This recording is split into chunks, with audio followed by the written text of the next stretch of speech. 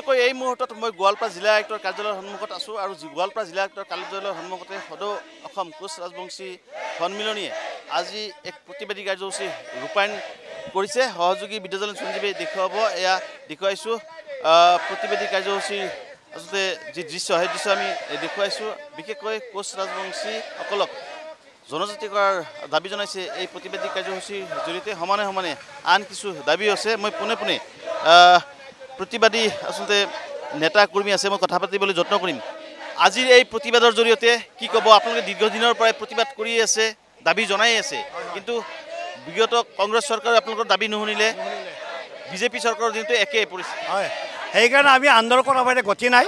তাৰ উপৰি আমাৰ এতিয়া সৰু অসমে লৈছে সিদ্ধান্ত যে আমি এতিয়া ৰাজনৈতিক দলৰ কথা চিন্তা কৰিম। আৰু ৰাজনৈতিক দল আমি ক'লোৱে যে 30টা সমষ্টি আমি কণ্টেষ্ট কৰিম আৰু বাকী জিলাৰ ট্ৰাইবেল ৰিজাৰ্ভ আছে তাত আমি নিশ্চয় আমি সকলো যাতে বিজেপি জিকিব নোৱাৰে। আমাৰ একমাত্ৰ লক্ষ্য হ'ব বিজেপি যাতে জিকিব নোৱাৰে।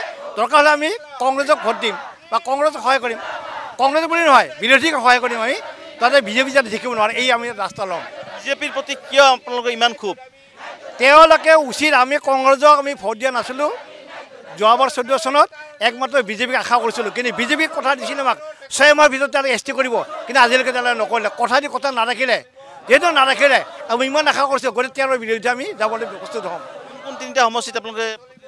নহয়, এতিয়া আমি কোৱা মুস্কিল তালিকা আছে। 30টা সমষ্টি আমাৰ আছে, আমাৰ ৰাজবংশী অধ্যক্ষৰ 3টা অঞ্চল আছে, 30টা আমি কৰিমেই তাত।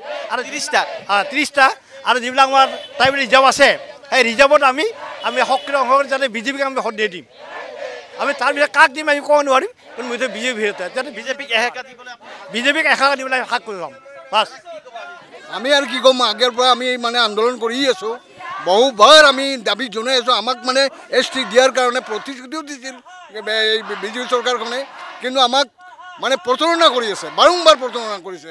গতিকে আমি বাধ্য হৈছোঁ, আমি আন্দোলন কৰিব লাগে, ৰাজপথত উঠাবলৈ আমাক এছ টি লাগে, আমাৰ এছ টি ন্যায্য দাবী।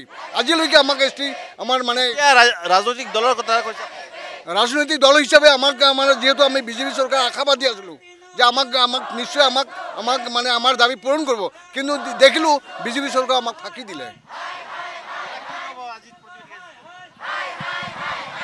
আমাৰ বাৰে বাৰে প্ৰতাৰণা যেতিয়া কৰি আছে, তেতিয়াহ'লে আমিও জাতিখিনিক লৈ পেলাই আমি এটা বিকল্প চিন্তা হয়তো মানে আগন্তুক মানে ৰাজনৈতিকভাৱে আমি এটা মানে হয়তো চিন্তা চৰ্চা আমাৰ ওপৰ মহলে চিন্তা কৰিছে, ইতিমধ্যে আমাক জ্ঞাত কৰাইছে। হয়তো পৰৱৰ্তী পৰ্যায়ত নতুনকৈ এটা ৰাজবংশীসকলৰ এটা প্ৰতাৰণাৰ কাৰণে আমি এটা সুকীয়াকৈ ৰাজনীতি দল।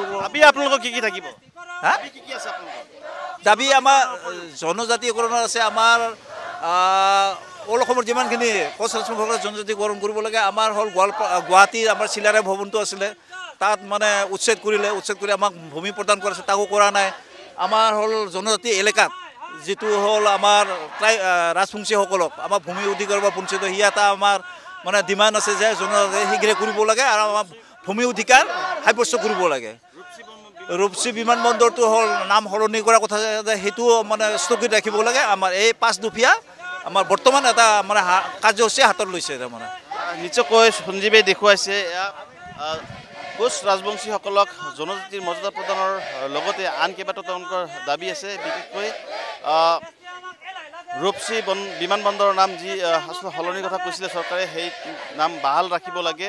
সমানে সমানে বিটিআৰ, ৰাভা হাছং আৰু ট্ৰাইবেল ব্লক এণ্ড বেল্টত বসবাস কৰা কোচ ৰাজবংশী লোকসকলক ভূমিৰ অধিকাৰৰ লগতে সকলো সাংবিধানিক অধিকাৰ যাতে সুনিশ্চিত হয় তাৰ দাবী উত্থাপন কৰিছে। আৰু এনেদৰেই গোৱালপাৰা জিলা আয়ুক্তৰ কাৰ্যালয়ত সদৌ অসম কোচ ৰাজবংশী সন্মিলনীয়ে আজি এক প্ৰতিবাদী কাৰ্যসূচী ৰূপায়ণ কৰিছে, য'ত আচলতে দেখিবলৈ গৈছে যথেষ্ট আচলতে কোচ ৰাজবংশীসকলৰ নেতাকৰ্মী উপস্থিত হৈছে আৰু তেওঁলোকে বিভিন্ন আচলতে শ্লোগান দিছে। বিশেষকৈ বিজেপি চৰকাৰৰ প্ৰতি তেওঁলোকে সোচ্চাৰ হৈ উঠিছে আৰু অনাগত দিনত তেওঁলোকে আগন্তুক 2026 চনৰ যি নিৰ্বাচন আহি আছে বিধানসভা নিৰ্বাচনত, সেই বিধানসভা নিৰ্বাচনত তেওঁলোকে সুকীয়া ৰাজনৈতিক দল গঠন কৰি 30টা আচলতে সমষ্টিত তেওঁলোকে প্ৰতিদ্বন্দ্বিতা আগবঢ়াব আৰু তাৰ লগতে